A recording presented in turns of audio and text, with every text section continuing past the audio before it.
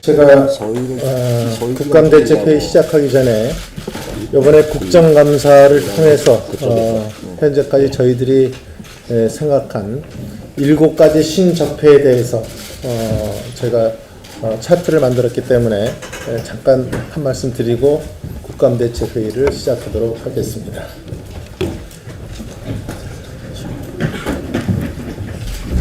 네, 저희들이 문재인 정부 7대 신적폐, 이것을 새삼스럽게 다시 한번 말씀을 드리는 것은 이번에 국감을 통해서 이러한 신적폐가 다시 한번 지적이 되고 또 국민들로부터 비난을 받고 있고 저희들은 심판을 하려고 하기 때문에 다시 한번 말씀을 드리도록 하겠습니다.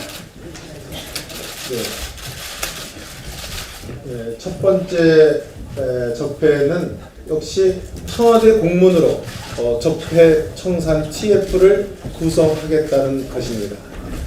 이것은 저희들이 정치 보복이라는 표현을 우려를 누차 얘기했습니다만은 일단 모두 발언에서도 말씀을 드리겠습니다만은 이런 위법적 행태에 대해서 빠른 시일 내에 아마 지금 법률지원단에서 검토를 다 끝냈기 때문에 임정석 비서실장과 또 이 안을 기한한 백원우 민정비서관에 대해서는 검찰에 고발하도록 하겠습니다. 두 번째는 청와대 캐비넷 문건 생중계쇼. 이것은 여러분도 기억을 하실 거라 생각하시겠습니다만 이것도 우리가 이미 정치 공작적 작태라는 말씀을 이미 드린 바 있습니다. 국감 첫날 이것을 비서실장이라는 사람이 직접 생중계를 통해서 이 캐비넷 문건, 소위 그 요술 램프라고까지 지금 표현이 될 정도로 하는 이 문건에 대해서 정치 공작적 형태, 이 신적폐로 저희들이 규정을 하겠습니다. 그다음에 법적 근거가 없는 공론화위원회 이 구성을 통해서 이것도 오늘 제가 모두 발언해서 말씀을 또 드리겠습니다만은 신고리 원전 오륙호기를 졸속 중단을 시도한 것, 엄청난 지금 예산 손실과 국론 분열을 가져왔는데도 불구하고 지금 이것이 마치 민주주의의 모범을 보인 것처럼 이런 행태를 하는 데 대해서 저희는 신적폐로 규정을 하고 앞으로 이런 법적 근거 없는 공론화위원회 같은 것이 다시 만들어져서 국론 분열과 예산 손실을 가져오는 이런 행태가 없어야 되겠다 하는 점을 지적을 합니다. 네 번째는 공영방송 장악 시도입니다. 따라서 이 언론 노조를 동원한 공영방송 장악 시도, 이번에 국감에서 다시 한번 철저히 따지고 또 지금 현재도 문제가 드러나고 있다는 점을 지적을 합니다. 다섯 번째는 역시 이 퍼주기 좌파 포퓰리즘 정책에 의해서 재정 경제 위기를 초래하고 있는 것입니다. 여러 가지 퍼주기 정책이라든지 또 최저임금 문제가 역시 국감에서 이슈가 되고 있다는 점을 말씀을 드리고 지금 과연 소득주도 경제성장이 실체를 가질 수 있는 것이냐, 이 소득주도 소득중심 성장 정책이 결국은 허구라는 것이 이번 국감에서 밝혀질 사항이다, 이렇게 저희들은 판단을 하고 이런 좌파 포퓰리즘 정책, 이것은 저희들이 바로 말하는 신적폐다, 이렇게 규정을 하겠습니다. 다음 여섯 번째는 역시 절대 부적격자, 무능 인사가 임명이 강행이 됨으로써 인사 참사, 이것이 바로 이 신정부의 또 대표적 신적폐라고 규정을 하겠습니다. 오늘 보도에도 나왔습니다만 오늘 우리 당의 이종배 의원을 통해서 받은 자료에 의하면 김상곤 교육부 장관에 대해서 서울대 진실위원회에서 이제 예비 조사를 끝내고 본 조사에서 논문의 표절에 대해서 심사를 하겠다. 약 4개월 정도 걸린다고 얘기를 하고 있습니다만은 이제 현직 교육부 장관, 그것도 더군다나 교육부 장관의 그 논문 표절에 대해서 서울대도 이런 본조사에 들어갔다는 점은 대표적인 인사 참사의 형태라고 말씀을 드리겠습니다. 다음 7번째는 역시 국민들이 가장 불안해하는 것은 안보 무능 정권에 대한 비판이라고 보고 있습니다. 이 안보 파탄, 안보 불안에 대해서 이 정부가 보이는 행태는 뭐였냐? 정말 나태. 이 나태라는 것은 대표적인 게 오대산 SNS를 여러분 많이 상기를 하실 거다 봅니다. 그런 위기 상황에서의 대통령의 행태, 또 군사 훈련이 다 끝나지도 않았는데, 을지 훈련이 끝나지 않았는데 서울 한복판에서 안보 외교 안보 팀들이 술판을 벌인 동작, 또 지금 이렇게 국방이나 안보가 어려운데 무능한 외교 라인이 지금 앉아서 우리 국민들을 지금 대단히 불안하게 하고 있습니다. 이런 것이 지금 우리 신적폐로서 안보 파탄을 가져오는 가장 근본 요인이 된다고 보고 있습니다. 따라서 저희들은 외교 안보 라인의 교체를 누차 얘기해 온 바 있고, 또 대통령의 그 소위 투트랙 정책에 대해서 잘못된 점을 누차 지적한 점이 있다는 점을 상기시켜 있습니다. 이런 신적폐에 대해서 7가지를 대표적인 걸 말씀을 드리겠습니다만은, 이번 주부터 시작되는 또 이제 중후반전에 들어가는 국감에서 나오는 신적폐에 대해서는 그때 우리가 말하는 지금 7가지를 말씀드렸습니다만은 8번째, 9번째, 10번째 앞으로도 계속 신적폐가 뭐라는 것을 이번 국감 중에 계속 발표해 나가도록 하겠습니다. 이상입니다. 네, 문재인 대통령이 어제 신고리 5,6호기 공론화 결과에 대한 대통령 입장을 통해서 이제 정부가 벌써 천명한 대로 탈원전 정책을 비롯한 에너지 정책을 전환하는데 차질 없이 추진하겠다고 밝힌 바 있습니다. 저는 이 문제는 엄청난 국가적 손실, 또 사회적 혼란과 손해 발생을 끼쳤음에도 불구하고 국민에 대한 사과 없이 오히려 미화를 시키고 있는 데 대해서 개탄을 금할 수 없습니다. 어설픈 정책 실험이 얼마나 국민들에게 손해를 끼쳤는지 이거에 대한 반성이 전혀 없는 것입니다. 조 단위의 국민 혈세, 또 국가 재정이 투입된 신고리 5,6호기 원전에 대해서 아무런 이유도 대책도 없이 중단시켰습니다. 그 결과 지금 아까 국론 분연의 말씀도 드렸습니다마는 공사 중단으로 인해서 약 1,000억 원 이상이 지금 손해가 발생됐다는 이런 문제입니다. 지금 시중에서는 이 문제에 대해서 구상권까지도 행사해야 된다, 구상권이라도 청구해야 한다는 말이 지금 회자되고 있습니다.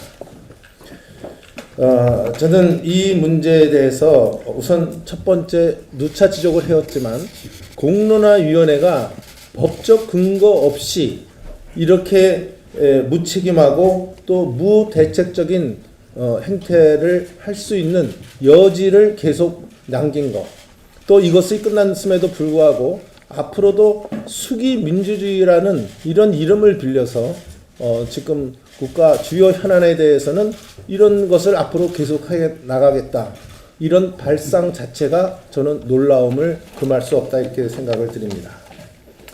또 탈원전이라는 명목의 졸속 원전 중단과 국가 에너지 정책 급선회에 대해서도 저는 국익 자해행위라는 점을 다시 한번 분명히 밝혀두는 바입니다. 지금 산업통상자원부에 따르면 원전 업계는 현재 영국, 체코, 베트남, 사우디아라비아 등 원전 수출 가능성을 타진하고 있다고 합니다. 우리가 제2의 반도체라고 명명할 정도로 이런 원전 수출 산업이 우리의 수출의 먹거리일 뿐만 아니라 국익에 결정적인 도움이 되는데도 불구하고 또 이것마저도 청개구리 정책을 써서 거꾸로 가고 있기 때문에 저는 엄청난 국익과 우리 수출 먹거리를 저해하는 국익 자해 행위다, 이렇게 저는 규정을 짓고, 또 더군다나 더욱 놀라운 것은 우리의 최고의 수출 기술을 자랑하는 원전 산업이 아니라 원전 산업을 수출하는 것이 아니라 앞으로 원전 해체 산업을 발전시키겠다고 언급하는 데에 대해서는 정말 아연실색하지 않을 수 없다는 말씀을 드리지 않을 수 없습니다. 저는 이 자리를 빌어서 대통령이 우리 국민들과 대한민국의 앞날에 역사의 죄를 짓는 에너지 정책을 제고해 줄 것을 저는 확실하게 말씀을 드립니다.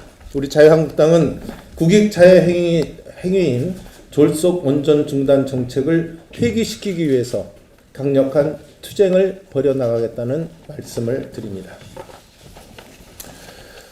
박문진 보궐 이사 추천에 관해서 한 말씀 드리도록 하겠습니다.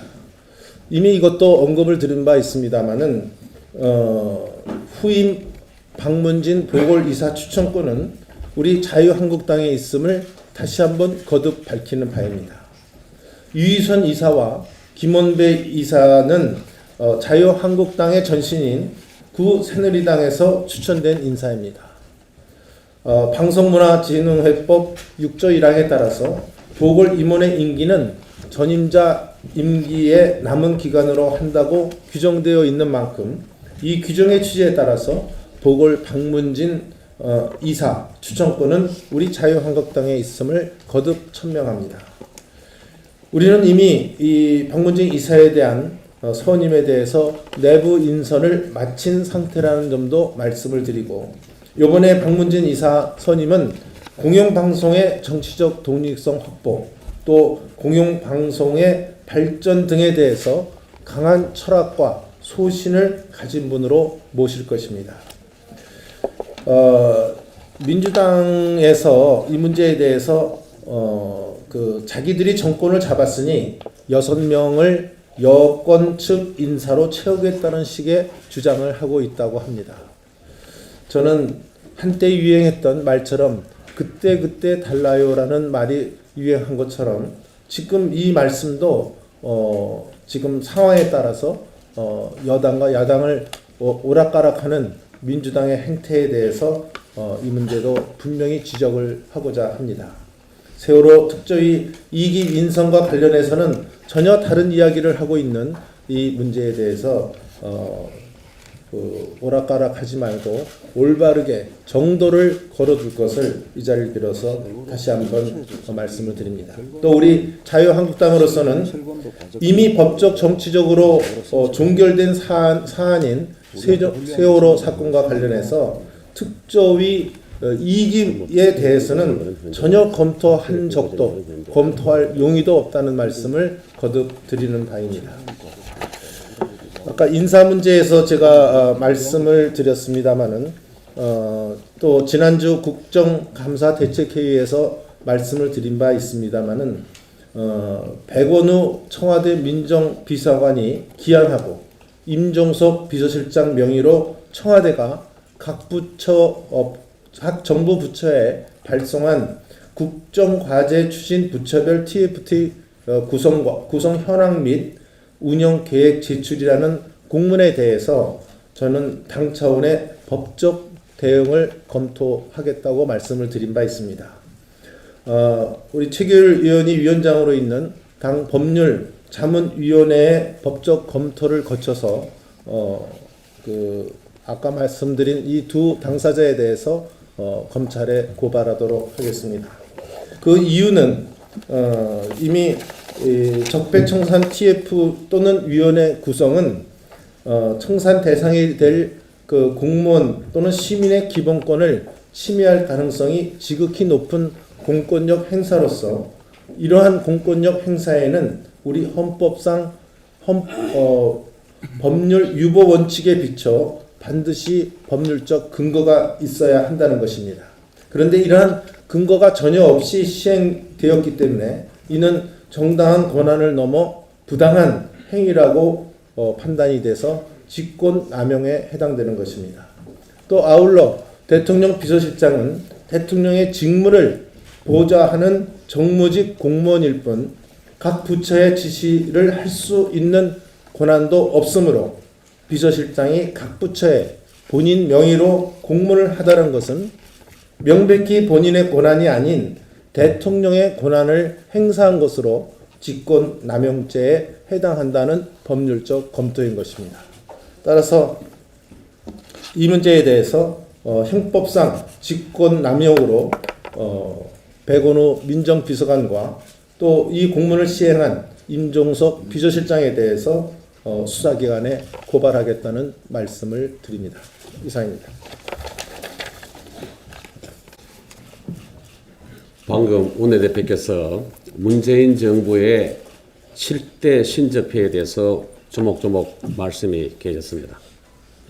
그 중에서도 인사가 만사란 말이 있듯이 문재인 정부의 신적폐의 근본원에는 결국은 인사에 있다고 생각합니다. 지적하셨습니다마는 19명 국무위원 중에서 18사람이 시민단체, 대선 캠프, 노동운동가 이 출신으로 국무위원이 채워졌습니다. 전문 관료는 딱 한 부처, 기획재정부 이외에는 모두 이런 분들로 채워졌습니다. 역대 정부, 노무현 정부를 포함해서 첫 내각에서는 3분의 1 정도가 국무위원 중에 3분의 1 정도는 전문 관료 집단으로 임명이 되었습니다. 청와대의 인적 구성도 마찬가지입니다. 핵심인 비서실장, 국정상황실장, 정무민정라인과 같은 주요 보직은 운동권 출신 총 13분이 장악을 하고 있습니다. 정책실장, 민정수석, 사회혁신수석을 비롯한 자리에는 시민사회단체 출신 10분이 포진하고 있습니다. 한마디로 비경제 분야는 운동권, 시민단체 출신이 장악해 있고 경제 분야는 진보 경제학자들이 좌지우지하고 있는 상황입니다. 이렇다 보니까 문재인 정부 들어서서 엘리트 관료 패싱이라는 말이 공공연히 언론에서 회자되고 있습니다. 관료 조직에 대한 불신이 기저에 깔려 있다고 볼 수 있습니다. 관료 조직을 연구하는, 행정학을 연구하는 교수분들께서는 이렇게 얘기를 합니다.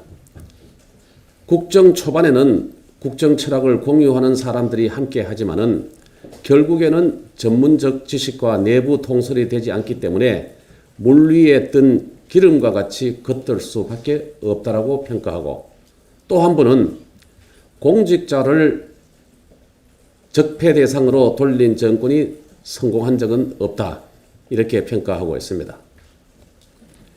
엘리트 관료 패싱으로 힘들어하는 대한민국 공무원들에게 한마디 들려드리고자 합니다. 정권은 왔다 갔다 할 수가 있습니다. 그러나 공무원은 역사와 국민을 보고 흔들림이 없이 일을 해야 합니다. 어떻게 하는 것이 우리나라를 올바른 방향으로 이끄는 것인가 항상 고민해야 하면서 대한민국이 원래 본 궤도로 잘 가고 있는 것인지 끊임없이 살피는 자세가 필요하다 하겠습니다. 정권에 기대어서 어느 한쪽에 충성해서는 본인도 어려워지고 국가적으로도 좋은 결과를 거둘 수 없다는 점을 명심해야 할 것입니다. 그리고 야당의 진심 어린 충고에 대해서는 공직자들은 열린 자세로 받아들일 수 있어야 한다, 이렇게 봅니다. 또 김상곤 장관의 석사학위 논문 표절에 대해서 서울대학교의 연구진실성위원회가 본조사를 실시하기로 결정이 되었습니다. 이 과정에서 자유한국당의 이종배 위원을 비롯한 국정조사에서의 활동에 감사하다는 말씀을 드립니다. 위원회는 이렇게 그 얘기를 했습니다. 원래 다수 문장에서 타저서 및 논문의 문장과 동일한 부분이 있고 그중 일부는 인용 방법이 부적절하다고 판단할 여지가 있는 바 학계 상황 고려해서 의도적으로 타인의 연구 성과를 자신의 것으로 가장한 것인지에 대한 판단과 피조사의 소명교회가 필요하다. 이렇게 하면서 본조사를 서울대학교에서 실시하겠다고 했습니다. 본조사에 대해서는 인사청문회 때 김상곤 교육부 장관께서 본조사에서 위법 사실이 밝혀지면은 그대로 받아들이겠다라고 약속한 만큼 서울대 진실위원회는 조사를 엄중하게 국민이 지켜보고 있다는 점을 명심하시고 제대로 해주시기를 부탁드리고 그 결과를 국민과 김상곤 부총리는 받아들여야 된다 이렇게 생각을 합니다. 퍼주기 좌파 포퓰리즘 여섯 번째 신적폐입니다. 이래서 경제재정을 망치게 되는 데 대해서는 11월 1일부터 시작되는 예산결산특별위원회에서 이 자리에 계시는 김도읍 예결위 간사님과 함께 막아야 할 퍼주기 이것을 확실하게 삭감하도록 하고 국가 경쟁을 위해서 지켜내야 할 예산은 꼭 지켜내도록 하고 예결위 시작 전에 그 구체적인 내용을 밝혀드리도록 하겠습니다. 이상입니다.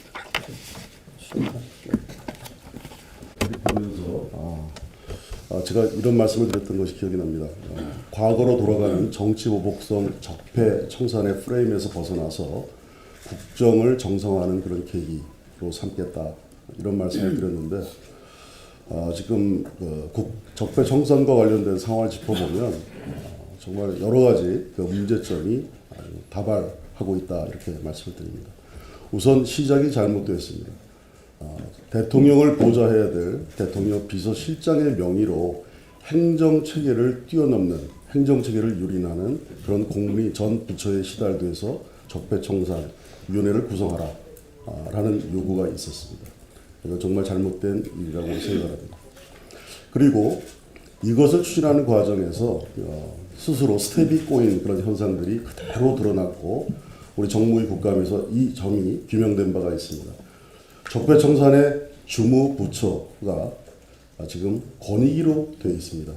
국민권익위가 적폐청산의 주무부처로 되어 있습니다. 그러나 정작 권익위는 스스로 적폐청산 위원회를 구성하라는 공문도 받지 못했다고 얘기하고 있습니다. 제가 국민권익위원회에서 작성한 국정감사 자료를 그대로 인용을 하면서 거기에 분명히 적폐청산위원회 주무부처는 권익위원회로 되어 있고, 권익위원회로 되어 있고, 그 다음에 법무부는 협조부처로 되어 있다는 것을 지적했음에도 불구하고 계속 답변으로 그것을 인정하지 않고 있습니다. 왜 이런 현상이 발생을 하냐면 실제로 이것을 추진하는 것은 청와대고 권익위는 형식적으로 이것을 이 책임을 뒤집어 쓴 그런 경우이기 때문에 이런 현상이 발생하고 있는 겁니다. 주무부처가 자기가 주무부처인지도 모르는 그런 현상이 나타나고 있습니다. 진정으로 국민을 위한 적폐 청산을 한다고 하면 권익위원회부터 아마 제일 먼저 적폐 청산 TF가 구성이 됐을 것입니다. 그러나 정작 국민권익위원회는 본인이 주무부처이면서도 주무부처인지도 모르고 실제로 적폐 청산 TF가 구성된 기관들은 국정원, 검찰, 경찰, 그리고 역사 교과서가 논란이 되고 있는 교육부, 그 다음에 블랙리스트가 논란이 되고 있는 문체부, 이런데 국세청, 이런 기관에만 정치 보복성 주제가 걸려 있는 이런 기관에만 적폐청산 TF가 구성 가동되고 있습니다. 우리 국민들이 이제는 다 아실 거라고 생각합니다. 적폐청산 TF 이것은 명백히 정치 보복을 위한 과거로 회귀하는 그런 TF입니다. 하루빨리 이번 국정감사를 통해서 이런 부분들이 정리되고 국정감사 끝나고 나서는 국정이 정상화되는 계기가 되어야 된다라는 점을 말씀드립니다. 네이버 뉴스 조작 사건과 관련해서 말씀드리겠습니다. 20일 날 네이버가 한국프로축구연맹의 청탁을 받고 기사를 보이지 않게 배치했다라는 뉴스 조작을 벌인 사건이 드러났습니다. 네이버가 뉴스 배치를 통해서 여론을 조작한다는 의혹이 그동안 꾸준히 제기되어 왔습니다. 그러나 공식적으로 뉴스 조작이 시인되고 공식 사과한 것은 이번이 처음입니다. 네이버에 뜨는 첫 화면에 어떤 뉴스가 뜨느냐가 대한민국의 여론을 좌지우지하고 있습니다. 네이버 뉴스가 사실상 언론 위에 언론 역할을 하고 있는 겁니다. 뉴스 조작 사건이 드러난 만큼 모든 분야별 뉴스 배치를 국민의 감시하에 둘 때입니다. 자유한국당은 네이버 국감 실무 TF를 가동해서 네이버와 관련된 업계의 유착을 파헤칠 계획입니다. 국감 기간 동안 과방위뿐만 아니라 정무, 행안위를 통해서 네이버의 뉴스 조작과 여론 조작을 저희들이 규명하겠습니다. 또 국정감사의 성과를 바탕으로 국감 이후에는 네이버 여론 조작 척결 TF를 가동할 예정입니다. 관련 의혹이 드러나는 즉시 검찰 조사를 통해서 비리를 바로 잡도록 하겠습니다. 미국 구글의 모토는 사악해지지 말자입니다.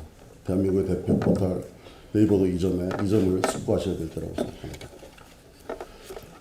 우리 경제가 매우 어려운 환경에 처해 있습니다. 우선 당면한 과정 한미 FTA 재협상 문제가 있고, 그다음에 우리 1997년 IMF 이후에 우리 기업 구조조정을 제대로 한 바가 없습니다. 주요 산업 분야에 대한 구조조정 굉장히 시급합니다.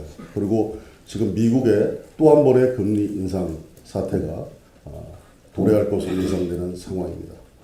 이런 상황 속에서 우리 경제를 그나마 지탱해 온 것은 반도체와 그 다음에 원전, 수출, 그리고 T50 고등훈련기, 이런 것들이 고부가 수출 산업 아이템들로 되어 있습니다.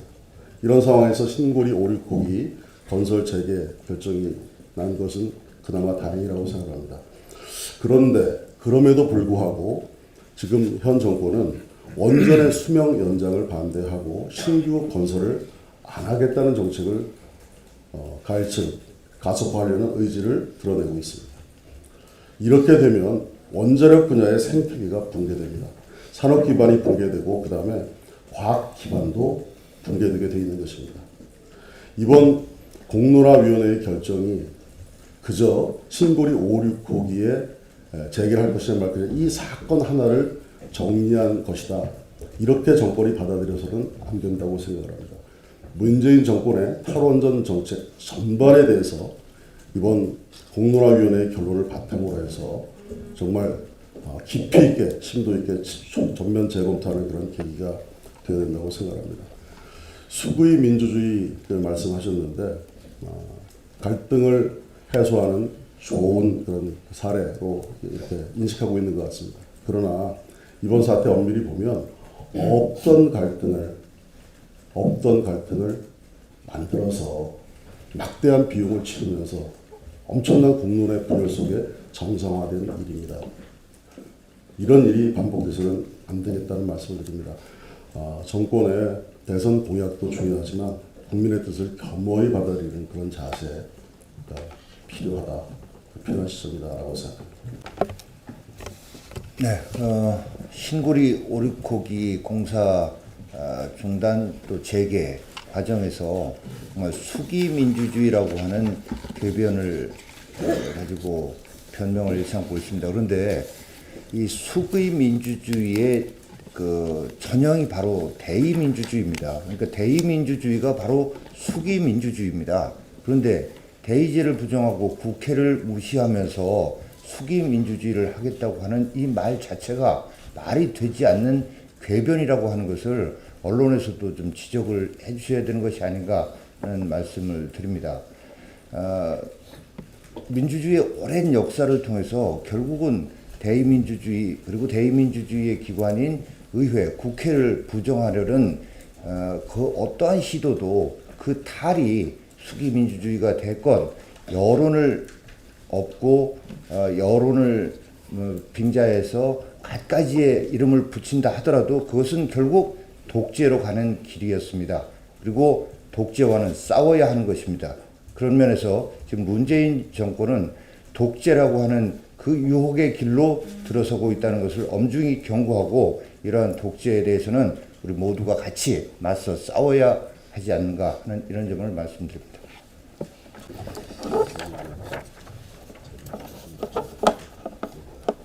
예, 여러분들 이 그림 기억 잘 하실 겁니다.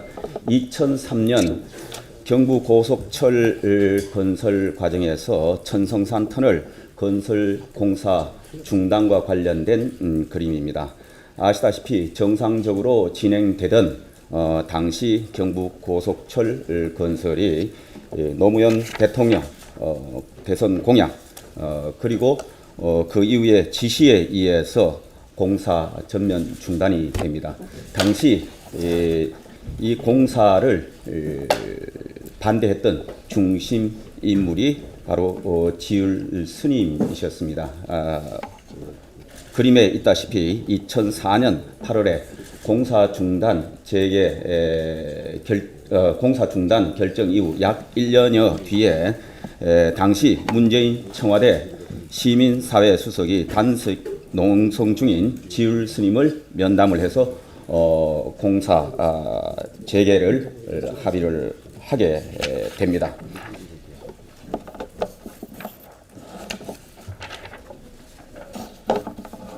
경과를 자세히 조금 더 보도록 하겠습니다.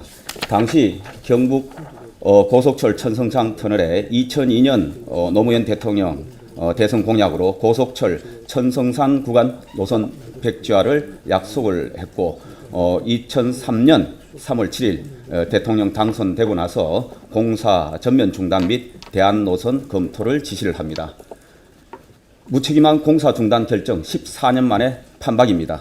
신고리 원전 5, 6호기 졸속 중단 결정이 바로 그렇습니다. 2017년 대선 과정에서 문재인 대통령 대선 공약으로 신고리 5, 6호기의 공사 중단을 결정합니다. 그리고 6월 27일 국무회의를 통해서 대통령은 신고리 5, 6호기 건설 중단을 결정을 하고 7월 14일 한수원에서 공사 중단을 합니다. 그래서 천성산 터널이 당시에 195일 공사 발주 중단, 189일간 공사 중단이 실시됐고 신고리 5, 6호기가 100여일 넘는 공사 중단을 진행됐습니다. 그리고 직간접 피해는 경부 고속철 천성산 터널이 당시 국토교통부 그리고 상공회의소 추산이 2조 5천억입니다. 그리고 신고리 5, 6호기 한수원 추산이 1천억 원 플러스 알파입니다. 한수원이 어떤 회사입니까? 한수원은 한전이 100% 지분을 갖고 있는 회사고 한전은 정부가 51% 주식을 갖고 있습니다. 이 공사 중단으로 인한 한수원의 관련 공사 업체에 아마 경제적인 피해 보상, 손실 보상을 해야 될 것입니다. 그 피해는, 그 손실은 그대로 한수원의 손실로 돌아오게 돼 있고 한수원의 손실은 바로 한전의 손실, 바로 정부, 국고, 국민 세금의 손실입니다. 이번 공사 중단 결정이 아니면 말고식의 그러한 형태가 판박이처럼 반복이 되어서는 안 됩니다. 아니면 말고가 아닙니다. 공사를 계속했으면 엄청난 경제적 손실이 물론 더 초래됐지만은 공사 졸속 중단으로 인해서 그 피해 역시 국민 세금 손실이 엄청납니다. 이에 대한 법적, 경제적 책임 우리 당에서 반드시 물어 나갈 것임을 엄중히 경고합니다. 이상입니다. 또한 부인할 수 없는 객관적인 사실 몇 가지를 좀 다혈하고 마무리를 하겠습니다. 2011년 지전으로 원전 사고를 겪은 당사국이 일본입니다. 그런데 일본이 결국 LNG 수입으로 엄청난 무역 적자가 발생했고 전기료가 40% 상승했습니다. 결국 일본 정부가 이를 견디지 못하고 당사국인 일본에서 원전을 재가동하기 시작했다는 것.